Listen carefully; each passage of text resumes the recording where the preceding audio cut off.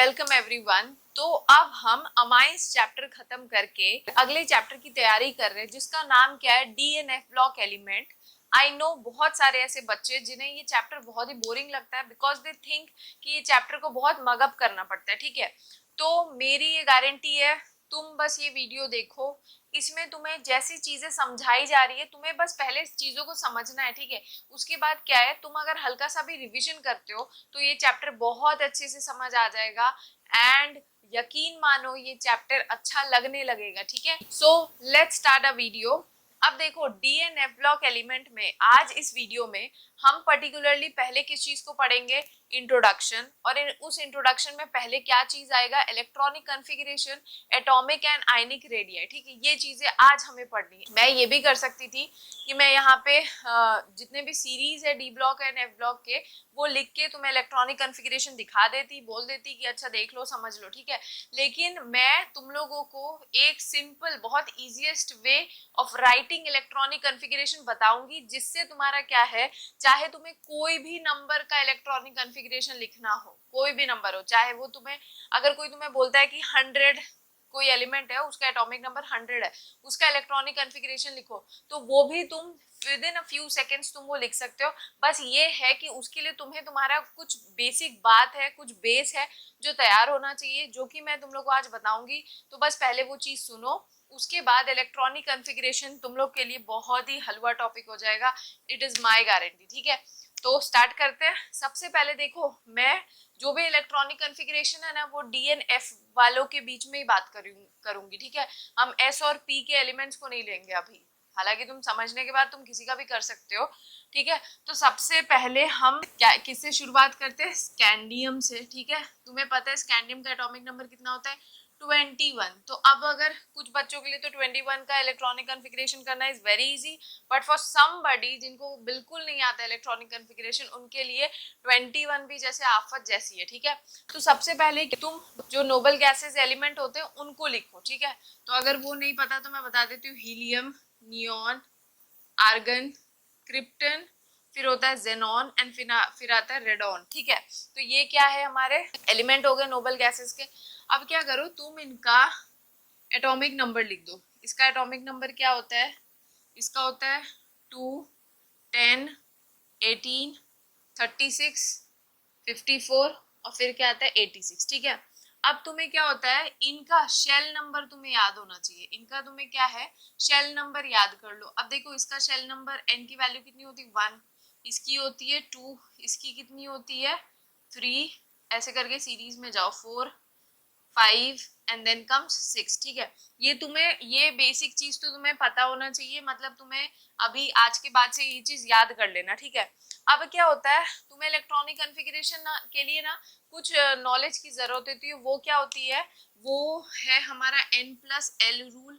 सबसे पहले सुनो, स्कैंडियम का अगर तुम्हें इलेक्ट्रॉनिक कॉन्फ़िगरेशन लिखना है ना, तो तुम देखो कि इसको लिखने के लिए सबसे पास वाला एटॉमिक नंबर कौन सा पड़ रहा है, 18 पड़ेगा ना। 36 तो नहीं बोल दोगे तुम लोग का कोई भरोसा नहीं है, तुम लोग 36 भी बोल सकते हो। ठीक है, 18 क्या है, सबसे क्लोजेस्ट एटॉमिक नंबर आएगा तो तुम उसका कॉन्फ़िगरेशन लिख दो, मतलब आर्गन लिखो, उसके बाद 18 लिख दो। ठीक है, उसके बाद क्या है, अब तुम्हें कैसे पता चलेगा भाई कि अगला शेल नंबर या आगे का कॉन्फ़िगरेशन हम कैसे लिखते हैं। ठीक है, तो उसके लिए क्या होता है, जो इसके शेल नंबर होते हैं उसको देखो। हमें क्या दिख रहा है कि इसके लिए इसका शेल नंबर कितना है, n=3 है। ठीक है, अब तुम्हें ये भी तो पता होना चाहिए कि यहाँ पे क्या आएगा, 3s, 4s, 4p, 4d, 5f क्या आएगा, वो चीज कैसे पता करोगे। तो देखो क्या होता है, अगला शेल कौन सा होगा उसके लिए क्या होना चाहिए, अगर s और p का शेल आएगा, अगर s और p का शेल आता है तो जो भी शेल नंबर है उसमें +1 कर दो। ठीक है, और डी के लिए क्या करते हैं, एन डी लिख देते हैं एज इट इज। और अगर एफ सब आता है तो उसके लिए क्या करते हैं, n-1 लिखते हैं। कहने का क्या मतलब है, सुनो अभी देखो, अगर इसके आगे एस या पी का कॉन्फ़िगरेशन लिखोगे ना तो उसके लिए तुम्हें क्या करना होगा, एस और पी अगर आएगा तो एन में से +1 कर दो, मतलब क्या आ जाएगा, 4s आएगा, 4p लिखोगे। डी के लिए क्या लिख दोगे, 3d लिख दोगे। ठीक है, एफ के लिए क्या लिख दोगे, 2f लिख दोगे, लेकिन तुम्हें इतना बात पता होना चाहिए कि 2f ऑर्बिटल एग्जिस्ट ही नहीं करता, तो इसकी बात यहाँ पे खत्म हो जाती है, ठीक है। और वैसे भी बेटा तुम्हें इतनी सी जनरल नॉलेज तो केमिस्ट्री की होनी चाहिए कि स्कैंडियम में f ऑर्बिटल का कहीं भी इन्वॉल्वमेंट नहीं होता है, ठीक है। f ऑर्बिटल बिल्कुल नीचे आते हैं, किसमें 5d 6d सीरीज से स्टार्ट होते हैं, ठीक। तो देखो अब तुम्हें क्या है, अब तुम्हें ऑप्शंस पता चल गए कि अच्छा आर्गन 18 के बाद ये नंबर्स ही लिखने हैं, इन्हीं में हमें इलेक्ट्रॉनिक कॉन्फ़िगरेशन करना है। लेकिन तुम्हें कैसे पता चलेगा कि अच्छा हम 4s को पहले लिखेंगे कि 3d को पहले लिखेंगे कि 4p को पहले लिखेंगे? तो वो चीज पता करने के लिए क्या होता है, तुम्हें n प्लस एल रूल पता होना चाहिए। अब n प्लस एल रूल क्या कहता है, यहाँ पे जो n है ये प्रिंसिपल क्वांटम नंबर को रिप्रेजेंट करता है, और l जो है ये एजीमुथल क्वांटम नंबर होता है। ये तुम लोगों ने 11th में पढ़ा होगा, l क्या होता है, एजीमुथल क्वांटम नंबर, ठीक। तो l की वैल्यू क्या क्या होती है, तो l की वैल्यू s के लिए होती है 0 1 2 3, ठीक है। तो अब अगर तुम्हें n प्लस एल रूल के हिसाब से इनकी वैल्यू पता करनी है तो क्या करोगे बताओ। और एक बात समझ लो, जो ये n प्लस एल रूल है ना, ये हमें एनर्जी ऑफ शेल बताता है कि जिसकी n प्लस एल रूल की वैल्यू कम होती है ना, उसकी एनर्जी कम होती है। ये बात याद रखो। तुम लोग अभी तक हमेशा इस चीज में कंफ्यूज रहते हो कि अगर 4s लिखा है और 4p लिखा है, तो तुमसे अगर पूछ लिया जाए कि किसकी एनर्जी ज्यादा है, तो तुम मेजोरिटी नहीं बता पाते हो, तुम्हें पता ही नहीं होता है कि किसकी एनर्जी ज्यादा होती है किसकी कम होती है। तो वो कैसे पता करते हो, n प्लस एल रूल से, ठीक है। जिसका n प्लस एल वैल्यू कम होता है उसकी एनर्जी भी क्या होती है, कम होती है, ठीक है। और जिसका n प्लस एल की वैल्यू ज्यादा होगी उसकी एनर्जी भी क्या होगी, ज्यादा होगी, ठीक है। अच्छा तुमने ये चीजें कर ली, अब तुम्हें n प्लस एल रूल यहाँ पे अप्लाई करना है। तो देखो यहाँ s वाले के लिए अगर n प्लस एल करोगे तो वैल्यू कितनी आएगी, 4s के लिए वैल्यू कितनी आ रही है 4, n का नंबर कितना है बेटा, यहाँ पे 4 है, और l का नंबर कितना है 0, s के लिए कितना लोगे 0, तो 4 प्लस 0 कितना हो जाएगा 4। फिर 4p के लिए कैसे निकालोगे, 4p के लिए क्या करोगे, n प्लस एल करोगे, तो n की वैल्यू है 4 और l की वैल्यू कितनी है 1, तो 4 प्लस 1 क्या आएगा 5, ठीक है। इसके लिए क्या करोगे बताओ, 3 प्लस 2 5, तो इसकी वैल्यू कितनी आ रही है 5। तो जब तुमने n प्लस एल रूल लगाया तो n प्लस एल रूल के हिसाब से तुम्हें क्या दिख रहा है कि 4s की वैल्यू कितनी है 4 और 4p की वैल्यू कितनी है, 4p की वैल्यू है 5 और 3d की वैल्यू कितनी है 5। तो इसका मतलब तुम्हें दिख रहा है कि n प्लस एल रूल के हिसाब से सबसे कम n प्लस एल की वैल्यू किसकी थी, 4s की। तो जिसकी वैल्यू जितनी कम वो उसकी एनर्जी क्या होगी, उतनी कम। तो जिसकी एनर्जी कम उसमें ऑर्बिट उसमें इलेक्ट्रॉन्स पहले फिल होते हैं, ठीक है। तो आउट ऑफ द 3 पहले हम 4s में इलेक्ट्रॉन भरेंगे, ठीक है। तो हमने पहले क्या कर दिया 4s2 भर दिया, ठीक। अब क्या हो गया, अब हमें पता करना है कि 4p और 3d में से किस में पहले भरेंगे। तो देखो 4p का n प्लस एल वैल्यू तुमने कितना लिख रखा है 4p के लिए 5, और n plus L value 3d के लिए कितना लिख रखा है 5। तो अब हम यहाँ पे फंस गए, अब हमारे लिए n प्लस एल वैल्यू दोनों का ही सेम आ गया। तो जब n प्लस एल की वैल्यू सेम आ जाती है ना, तब हम इसके प्रिंसिपल क्वांटम नंबर से पता करते हैं। जिसका प्रिंसिपल क्वांटम नंबर का वैल्यू मतलब n का वैल्यू कम, उसमें पहले इलेक्ट्रॉन भर दो, ठीक है। मतलब out of 4p and 3d किसमें किसका n का वैल्यू कम है, किसका है बताओ 3d का। तो 3d में क्या होगा, इलेक्ट्रॉन्स भरे जाएंगे पहले, ठीक है। हर लाइन को जो बोली गई उसे ध्यान से सुनो। तो यहाँ पे अब 3d में पहले इलेक्ट्रॉन भरे जाएंगे, तो क्या हो जाएगा 3d कितना भरा जाएगा बताओ, 18 19 20, एक ही तो इलेक्ट्रॉन बच गया, तो 3d 1 हो जाएगा, ठीक है। तो इस तरीके से ही हमें क्या करना है, किसी का भी इलेक्ट्रॉनिक कॉन्फ़िगरेशन करना है। अब हम क्या करेंगे, एक नेक्स्ट एलिमेंट लेते हैं जिसका हम इलेक्ट्रॉनिक कॉन्फ़िगरेशन करेंगे, ठीक है। हम रैंडम में कोई ले लेते हैं 74। देखो ये तुम लोग के लिए टाइम वेस्ट नहीं है, 12th में ये 1 मार्क्स में 2 मार्क्स में 1 मार्क में क्वेश्चन बोला जाता है कि कोई भी एक सर्टेन एलिमेंट दे देगा और बोलेंगे उसका इलेक्ट्रॉनिक कॉन्फ़िगरेशन करो। तो तुम लोग के लिए बहुत इंपॉर्टेंट है, और बेसिक अभी आगे हर बात को समझने के लिए तुम्हें कॉन्फ़िगरेशन का आना जरूरी है, ठीक है। क्योंकि बहुत सारे बच्चों को इलेक्ट्रॉनिक कॉन्फ़िगरेशन ही नहीं पता है, तो वो चीजों को इतना समझ नहीं पाते, ठीक है। तो अब अगर 74 है तो तुम क्या करो, ये कौन से नंबर के आसपास पड़ेगा बताओ, ये 54 के पास पड़ेगा, तो लिख दो जेनॉन 54, ठीक, आगे के कॉन्फ़िगरेशंस क्या होंगे उसके लिए क्या करोगे, शेल नंबर देखो 5, ठीक है। तो S और P के लिए कितना हो जाएगा n+1 ना, n का वैल्यू यहाँ पे कितना है 5, तो 5+1 हो जाएगा S और P के लिए 6S और 6P, ठीक है। D के लिए क्या हो जाएगा 5D हो जाएगा, F के लिए क्या हो जाएगा बताओ 4F हो जाएगा, ठीक है। ये लिख लिया तुम लोगों ने कि मतलब ये कॉन्फ़िगरेशंस तो आने ही है, मतलब यही नंबर्स है जो आगे में आएंगे, ठीक। तो अब तुम्हें ये पता अगर चलना चाहिए कि पहले क्या आएगा बाद में क्या आएगा, तो उसके लिए तुम्हें n+l रूल पता होना चाहिए। तो अगर हम n+l रूल लगाएंगे इन सब पे, तो तुम्हें पता है S, P, D, F क्या होता है l की वैल्यू 0, 1, 2, 3, ठीक है।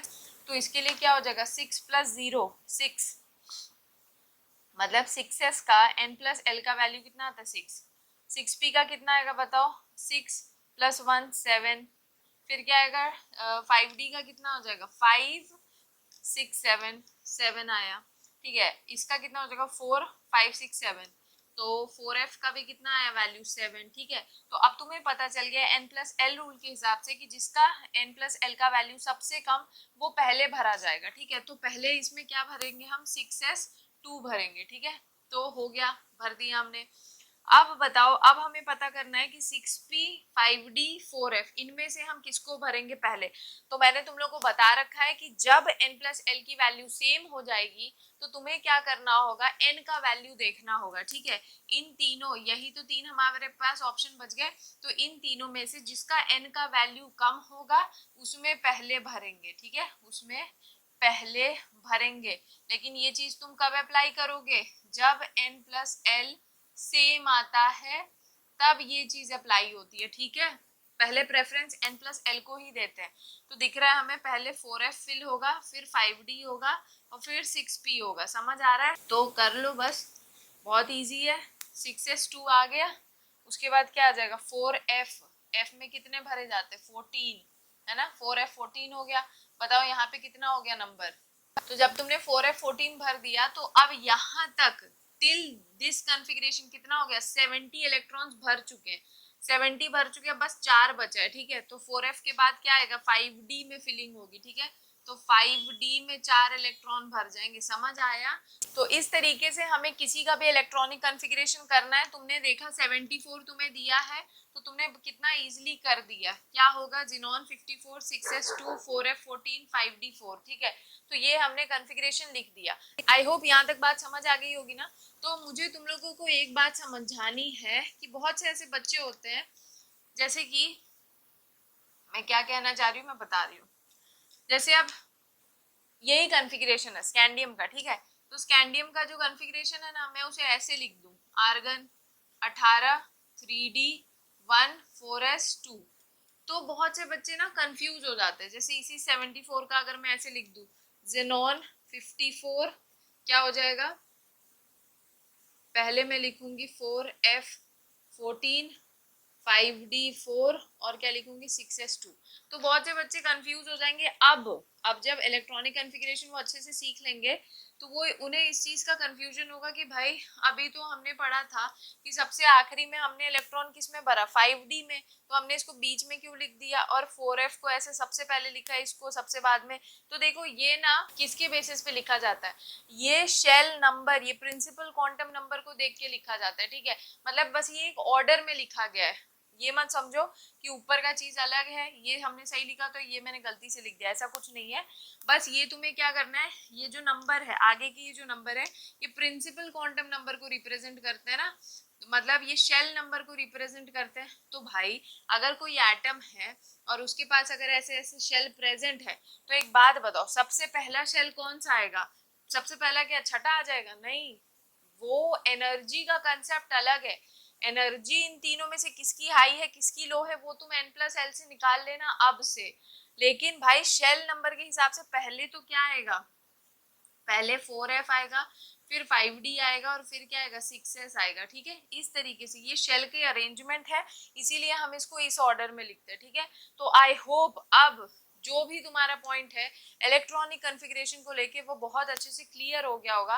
तो अब हम चलेंगे पढ़ने कि डी ब्लॉक एलिमेंट्स क्या होते हैं, उन्हें क्या क्यों हम ट्रांजिशन एलिमेंट कहते हैं, और उसका एटॉमिक रेडिया और आयनिक रेडिया का ट्रेंड अब हम स्टार्ट करेंगे। ठीक है, क्योंकि देखो अगर इलेक्ट्रॉनिक कॉन्फ़िगरेशन तुम्हें पता ही नहीं है और जब मैं वहां पे बताऊं ऐसे खुद से लिख लिख के और तुम्हें नहीं आता है तो फिर उसमें मजा नहीं आता। ठीक है, तो हम क्या कर रहे हैं, बस तुम्हारे समझने के लिए हमने पहले इलेक्ट्रॉनिक कॉन्फ़िगरेशन को समझा। अब तुम्हें चाहे 118वें वाला भी कोई दे दे और बोल दे इलेक्ट्रॉनिक कॉन्फ़िगरेशन करो, तुम आराम से कर लोगे। ठीक है, और देखो जो जो पॉइंट मैं एक्सप्लेन करती जाऊंगी उसे मैं यहाँ पे लिखूंगी और उस पॉइंट को एक्सप्लेन करने के बाद वो पॉइंट मैं हटा दूंगी क्योंकि यहाँ पे बोर्ड पे स्पेस की कमी है। ठीक है, तो स्टार्ट करते हैं। सबसे पहला पॉइंट, सबसे पहला पॉइंट क्या होता है, डी ब्लॉक एलिमेंट्स वो होते हैं जिनमें last electron enters in n-1 d subshell. ये तुम लोगों को डेफिनेशन बहुत जगह पे दिखेगा कि d block elements are those elements in which the last electron enters in n-1 d subshell. ठीक, अब इस n-1 डी सबशेल का मतलब क्या है, और कहीं कहीं पे लिखा होगा n-1 डी सबशेल या फिर लिखा होगा पेन अल्टीमेट शेल। ठीक है, अब देखो n-1 डी सबशेल को ही पेनल्टीमेट शेल कहते हैं। अब यहाँ पे क्या मतलब है कहने का वो बात समझो। अगर मैं टाइटेनियम का इलेक्ट्रॉनिक कॉन्फ़िगरेशन देखूं तो टाइटेनियम का इलेक्ट्रॉनिक कॉन्फ़िगरेशन हमें क्या दिख रहा है, क्या होगा बताओ, आर्गन 18, ये तो तुम्हें पता है। साथ में क्या होगा, साथ में क्या होगा बताओ, 18 के ये है, ये चीज यहाँ पे लिख दो 3d2 4s2, ये हुआ, ये तुम्हारा टाइटेनियम का कॉन्फ़िगरेशन है। अब तुम्हें पता है n+l रूल के हिसाब से कि एनर्जी किसकी कम होती है, एनर्जी कम होती है 4s की। यहाँ पे 4s की जो एनर्जी है वो किससे कम है, वो कम है 3d की एनर्जी से। तो जिसकी एनर्जी कम होती है उसमें पहले इलेक्ट्रॉन्स फिल होते हैं ना, और इलेक्ट्रॉन्स निकलते भी उसी से पहले। ठीक है, तो इसके हिसाब से 3d और 4s में अब तुम्हें पता चल गया है कि जो इलेक्ट्रॉन है वो पहले किस में आएगा, इसमें, और जो लास्ट के दो बचे इलेक्ट्रॉन्स है वो किस में आ रहे हैं, 3d में। ठीक है, हमने ये इस ऑर्डर में बस इसीलिए लिखा है क्योंकि ये शेल नंबर को, मतलब ये शेल को रिप्रेजेंट करता है, पहले 3d आएगा फिर 4s आएगा, बस अरेंजमेंट इसीलिए ऐसे किया है। ठीक है, बाकी बात तुम्हें पता चल चुका है कि एनर्जी किसकी कम है, 4s की 3d से। तो अब तुम्हें दिख रहा है यहाँ पे कि अगर तुम्हारा एटम है तो तुम्हें पता है कि यहाँ पे सबसे पहले क्या आएगा, 3d, बाकी अंदर वाले को इग्नोर कर दो। ठीक है, बाकी अंदर वाले हम यहाँ पे अभी नहीं देख रहे हैं, पहले आएगा 3d फिर आएगा 4s। ठीक है, भले इसकी एनर्जी कम है, पहले इलेक्ट्रॉन इसमें भरते हैं फिर इसमें भरे जाते हैं, बस लिखे गए हैं ये ऑर्डर के हिसाब से। ठीक, तो अब तुम्हें पता है कि अगर हमारा यहाँ पे 4s जो है, अगर यहाँ पे ये जो 4 है ये अगर आउटर मोस्ट शेल को रिप्रेजेंट कर रहा है, अगर ये आउटर मोस्ट शेल को रिप्रेजेंट कर रहा है, अगर यहाँ पे 4s हमारा आउटर मोस्ट शेल है, तो मैं अगर आउटर मोस्ट शेल को n से रिप्रेजेंट करूं, तो अगर मैं यहाँ पे आउटर मोस्ट शेल को अगर किससे रिप्रेजेंट करूं, n से, तो लास्ट इलेक्ट्रॉन किस शेल में एंटर कर रहा है उसे मैं किससे रिप्रेजेंट कर सकती हूँ, n-1 से रिप्रेजेंट कर सकती हूँ। लास्ट इलेक्ट्रॉन किस शेल में एंटर कर रहा है उसे मैं कैसे रिप्रेजेंट करूंगी भाई, n-1 डी, इसी से तो कर सकती हूँ। देखो ना यहाँ पे आउटर मोस्ट शेल का वैल्यू कितना है, n का वैल्यू यहाँ पे कितना है 4, तो लास्ट इलेक्ट्रॉन जिसमें एंटर कर रहा है उसे मैं कैसे रिप्रेजेंट कर सकती हूँ, n-1 डी से ही तो यहाँ पे वैल्यू कितनी आ गई 3d। ठीक है, तो बस कहने का यही मतलब है कि डी ब्लॉक एलिमेंट्स वो होते हैं जिनमें जो लास्ट इलेक्ट्रॉन होता है ना वो पेनल्टीमेट शेल में आता है, ना कि वैलेंस शेल में। ठीक है, जैसे कि अगर सोडियम का कॉन्फ़िगरेशन तुम लिखो तो सोडियम क्या होता है 11, तो क्या आएगा 1s2 2s2 2p6 3s2 3 6 7 8 9 10 3s1 आएगा। ठीक है, ठीक है, तो 3s1 आया। इसमें हमें पता है कि हमारा आउटर मोस्ट शेल क्या है, अगर एटम हुआ तो आउटर ये 2p है तो ये 3s हो गया, ये ही हमारा आउटर मोस्ट शेल है, और हमारा जो लास्ट इलेक्ट्रॉन है वो भी किसमें, उसी शेल में एंटर कर रहा है ना। मतलब ये है कि एस एंड पी की अगर हम बात करें तो वहां पे जो लास्ट इलेक्ट्रॉन है वो वैलेंस शेल में ही एंटर करता है, सबसे आउटर मोस्ट शेल में ही एंटर करता है। लेकिन डी ब्लॉक एलिमेंट्स वो एलिमेंट्स होते हैं जिनमें जो हमारा लास्ट इलेक्ट्रॉन है ना वो वैलेंस शेल में एंटर नहीं करता है, वो पेनल्टीमेट शेल में एंटर करता है, जिसे हम कैसे रिप्रेजेंट कर सकते हैं, n-1d से रिप्रेजेंट करते हैं। ठीक है, अगर तुम एग्जांपल में देखना चाहो तो जैसे यहाँ पे दूसरे ये जिरकोनियम दे रखा है, तो जिरकोनियम में देखो यहाँ पे क्या लिखा है कॉन्फ़िगरेशन 4d2 5s2। तुम्हें पता है कि यहाँ पे लास्ट इलेक्ट्रॉन कहाँ एंटर कर रहा है, 4d2 में ना, 4d में एंटर कर रहा है। और अगर यहाँ पे आउटर मोस्ट शेल को हम n से रिप्रेजेंट करते हैं तो n की वैल्यू कितनी आएगी 5।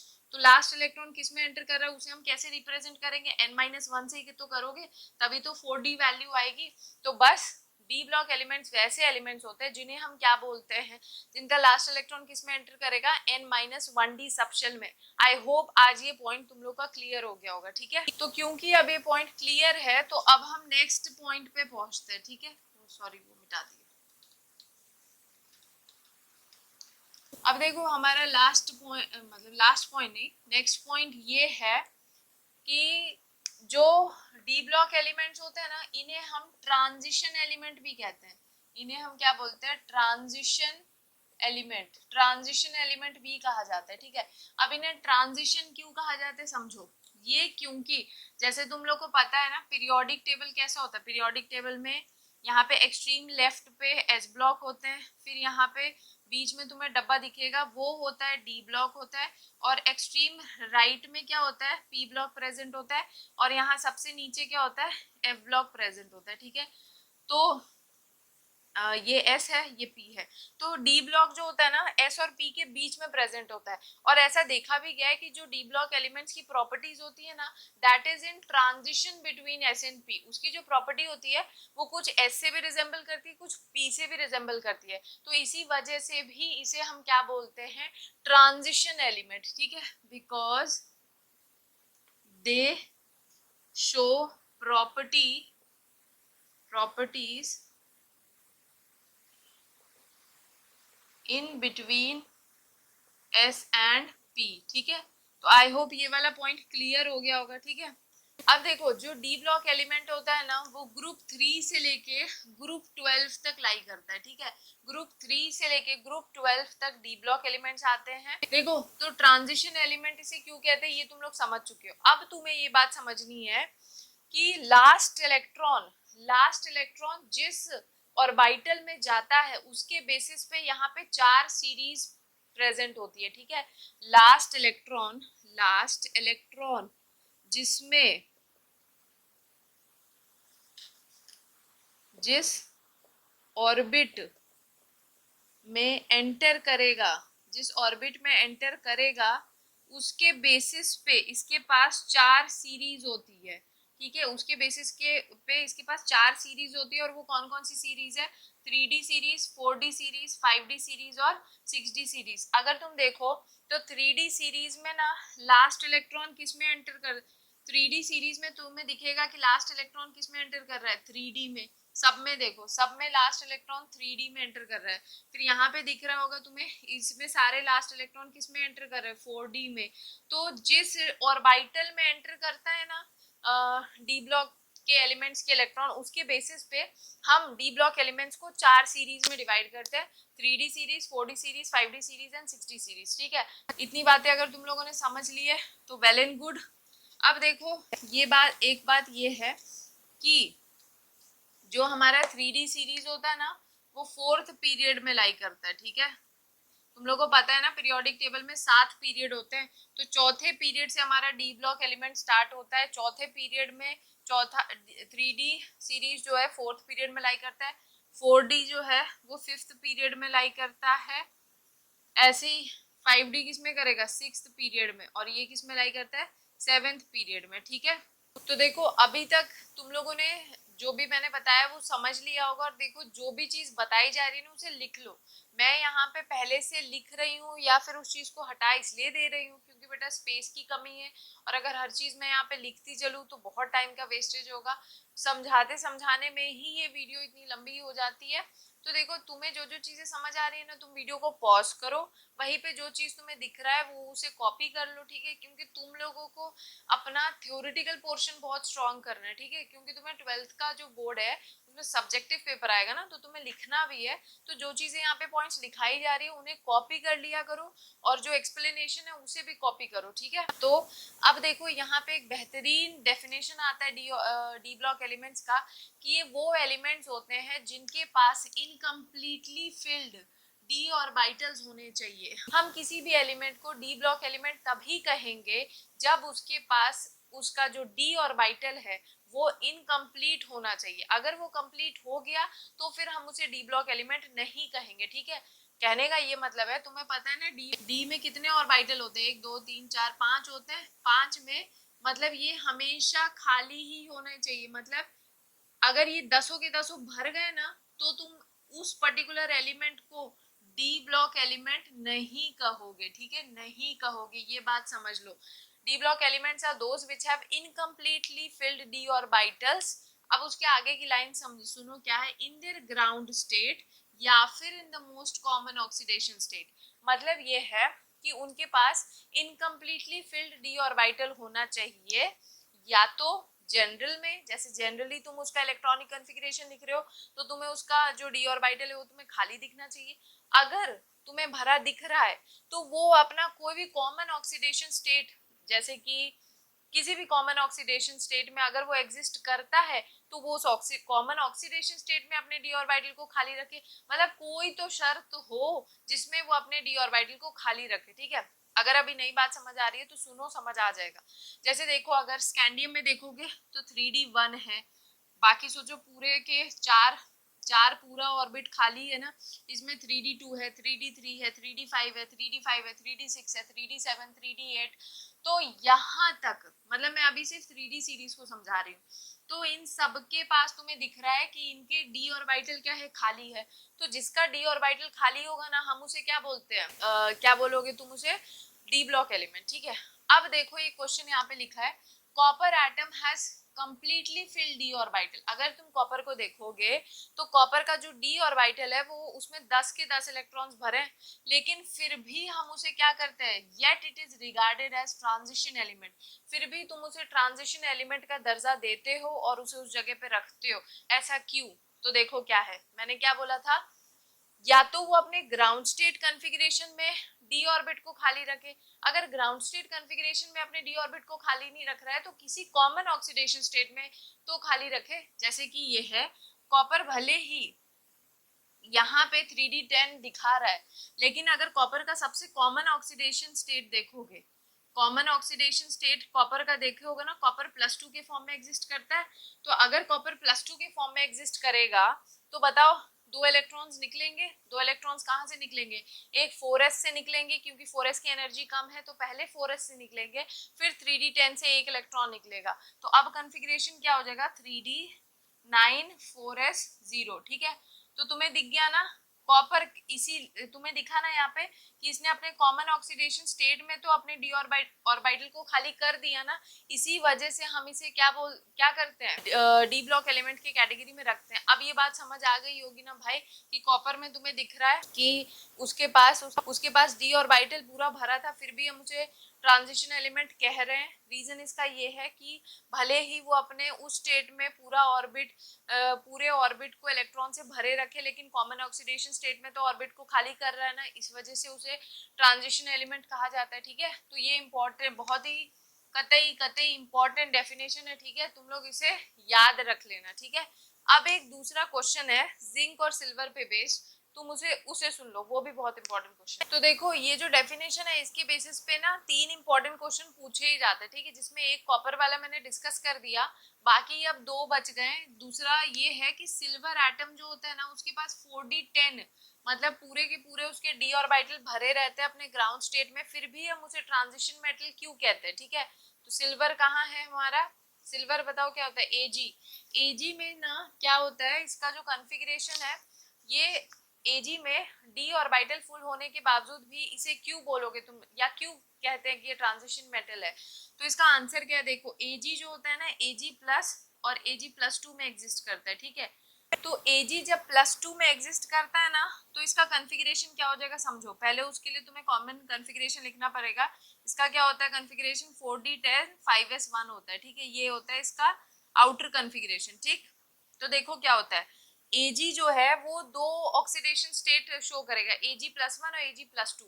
तो जब वो +1 शो करेगा तो यहाँ से इलेक्ट्रॉन निकल जाएगा, तब इसके d ऑर्बिटल भरे रहते हैं, ठीक है। तो हमें +1 से मतलब नहीं है, लेकिन जब Ag+2 को देखोगे तो Ag+2 है, 2 इलेक्ट्रॉन इसे लूज करना पड़ेगा, तो एक यहाँ से करेगा, एक यहाँ से करेगा, तो क्या हो जाएगा 4d 9 हो जाएगा, 5s 0 हो जाएगा। तो क्योंकि इसके कॉमन ऑक्सीडेशन स्टेट में इसका जो d ऑर्बिटल है ये पार्शियली फिल्ड हो गया है, पार्शियली फिल्ड है या फिल्ड हो गया है, इसी वजह से इसे ट्रांजिशन मेटल हम कंसिडर करते हैं, ठीक है। तो समझ आ चुका होगा तुम लोग को।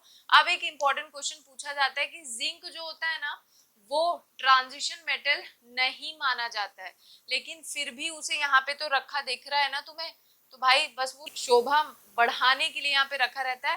हालांकि zinc is not considered as transition metal. अब इसका रीजन क्या है, तुम बोलोगे क्या मैम वो अपने कॉमन ऑक्सीडेशन स्टेट में अपना डी ऑर्बिटल खाली नहीं रखता क्या? तो खुद समझो बेटा, जिंक जो होता है ना, चाहे जिंक के फॉर्म में अगर रहे तो दिख रहा है 3d10 4s2 है, ठीक है। अभी भी इसका डी ऑर्बिटल फुल्ली फिल्ड है, और अगर वो अपने कॉमन ऑक्सीडेशन स्टेट में जाता है, जिंक +2 में जाता है, तो भी तुम्हें दिख रहा है कि वो 2 इलेक्ट्रॉन पहले 4s से लूज करेगा। तो जब 2 इलेक्ट्रॉन 4s से लूज करेगा तो भी अभी इसका कॉन्फ़िगरेशन 3d10 है। मतलब चाहे वो अपने ग्राउंड स्टेट कॉन्फ़िगरेशन में रहे, चाहे अपने कॉमन ऑक्सीडेशन स्टेट के कॉन्फ़िगरेशन में रहे, दोनों में ही उसके जो डी ऑर्बिटल्स है वो फुल्ली फिल्ड है। इसी वजह से zinc is not considered as a transition metal, फिर भी it is kept with transition metal just to बढ़ाई शोभा, ठीक है। शोभा बढ़ाने के लिए बस इसको यहाँ पे रखा जाता है, हालांकि जिंक को कंसिडर नहीं किया जाता है ट्रांजिशन मेटल की तरह, ठीक है। तो देखो अब यहाँ पे मेरा प्लान तो था तुम लोग को एटॉमिक रेडिया और आयनिक रेडिया पढ़ाने का, लेकिन वीडियो ऑलरेडी बहुत लंबा हो चुका है। लेकिन मुझे इतना, मैंने अपनी तरफ से इलेक्ट्रॉनिक कॉन्फ़िगरेशन और जो इसका डेफिनेशन वगैरह होता है ये सब मैंने तुम लोग को बहुत अच्छे से समझा दिया है। तुम लोग क्या करो, वीडियो को पॉज करके जहां भी नोट्स है उस नोट्स को बनाओ, और अगर कोई डाउट आता है तो कमेंट सेक्शन में पूछ लो। और देखो बेटा, ये जो वीडियो है ना ये तुम लोग के हेल्प के लिए, तो अगर तुम्हें वीडियो अच्छा लगता है तो तुम अपने दूसरे फ्रेंड्स के साथ शेयर करो, ठीक है। एंड अगर कोई भी दिक्कत है तो बेझिझक कमेंट सेक्शन में पूछो। एंड अगर वीडियो अच्छा लगा हो तो तुम लोगों को क्या करना है, just like share subscribe and comment, ठीक है।